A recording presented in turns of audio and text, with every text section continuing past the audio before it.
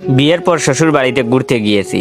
আমার একমাত্র শালিকা সকালে তার হাতের গরম গরম চা নিয়ে এলো। হাসি মুখে শালিকাকে বললাম, শালিকা তোমার চোখগুলো তোমার বোনের চেয়েও বেশি সুন্দর।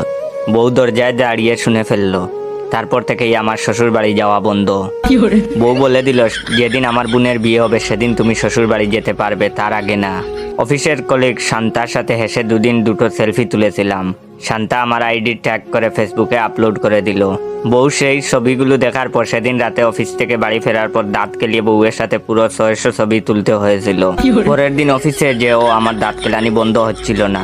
কলিগ শামসুল ভাই বললেন তার মেয়ের হাত ভেঙে গেছে, হসপিটালে ভর্তি। কথাটা শোনার পরও আমার দাঁত কেলানি বন্ধ হচ্ছিল না। এই দেখে শামসুল ভাই আমাকে রামদলাই দিয়ে চলে গেল।